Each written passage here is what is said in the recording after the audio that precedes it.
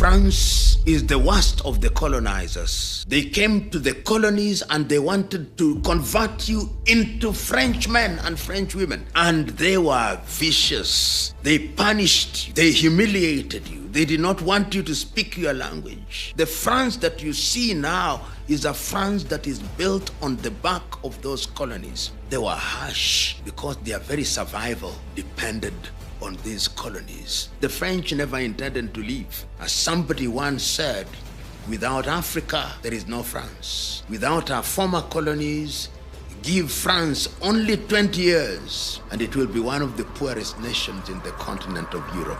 And that is going to happen. France is the worst of the colonizers from all objective assessments. Of course, Samora Moises Machel said, it is wrong to categorize slave makers as one being better than the other. But permit me to say that they were the worst. Number one, unlike the British, who simply were interested in your resources and therefore engaged in what was called direct rule, the French wanted to assimilate you. So their policy was assimilation. They came to the colonies and they wanted to convert you into Frenchmen and French women.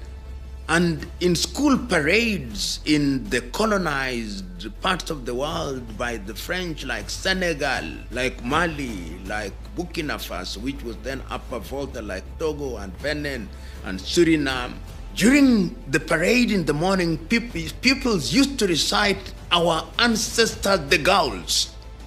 A black pupil saying that their ancestors were the Gauls. They wanted you to speak French. And once they had picked a few of you and took them to the Sorbonne, you had to be a total Frenchman or a total French woman. They came to different parts of the world and they created what they call the Petit Paris, the small Paris. And their colonies were actually called overseas territories, les territoires d'outre-mer. They called them overseas territories being administered from the metropole. The French never intended to leave. They never intended to leave Suriname. They never intended to leave Vietnam. They never intended to leave Senegal or Mali or Guinea-Conakry. And they were vicious. They punished you. They humiliated you. They did not want you to speak your language. I do not know why they were that harsh. Perhaps it's because of their history. Remember, this is a country that had kings. This is a country that had Marie Antoinette. This is a country that had King Louis XVI, and there was a time it is King Louis XIV who at one time when he was asked, and what is the state? I think that is that experience. King Louis XIV, when they were controlling France, he was asked, and what is the state? He said, l'état, c'est moi. I am the state. And when later King Louis XVI and Marie Antoinette came, the French were humiliated. When the people asked where we want bread, they say, why don't they eat cake? And I think that history, that pain, when they created the revolution, I think in 1789, and they created the revolution, France was humiliated during the war by the Germans, and when therefore they became colonialists, they were visiting this pain upon the world. And as early as 1958, as recently as 1958, when they recalled Charles de Gaulle to come and take over power in 1958. Remember when Charles de Gaulle came, this was a military general. This is the height of decolonization. He used military force in order to retain the French colonies. And the colonies is what made France what is. So that the France that you see now is a France that is built on the back of those colonies. They were harsh because their very survival depended on these colonies. And their harshness can be seen when on the eve of independence in African countries, they signed the pact for the continuation of colonization. The yes-no vote for French colonies to decide whether after so-called independence they would retain connection and connectivity with Paris. They gave everybody the opportunity to vote yes or no, but they did not want you to vote no.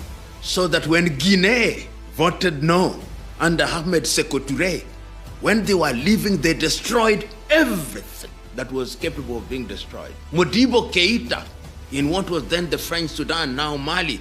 They destroyed everything. Algeria, the pogrom in Algeria, when they were leaving, then led by Ahmed Ben Bella, they destroyed everything. The other countries, they continue to control. As we speak, the currencies of all former French colonies are still printed in France, CFA franc. Their cruelty, I think, comes out of a big psychological burden, which they visit, transfer of aggression. It is painful.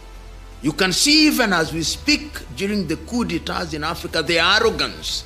You tell a country which is equal in international law that we have accredited our ambassador, we do not care. France, the home of revolution, the home of coup d'etats at one time, can not recognize a revolution when it's taking place, and they say, accept our ambassador. We don't accept the revolution. That is France for you. Arrogance. The most arrogant of the colonial powers. You know, the history of France is the history of how the arrogance fall. Is, if you allow me, the school bully who takes lunch from every little boy and little girl thinks that he is invincible. Then one day, the little boy says, today you are not taking my lunch. And what the little boy does is to hit you when you did not expect. And you find yourself on the ground and everybody is laughing at you. France did not see what is happening in West Africa coming. So they find themselves at a time when they are very weak economically, when at home the population of immigrants is growing bigger and bigger. You go to cities such as Marseille, you find Algerians, you find Moroccans, you find Senegalese, you find Guineans, you find Burkinabe, and things are not happening as they used to be. Then, in the former colonies that you thought you are controlling, a breed of young men and women begin rising. They rise in Guinea-Conakry, and the first thing they do is they say, we abolish all the agreements that exist between us and France.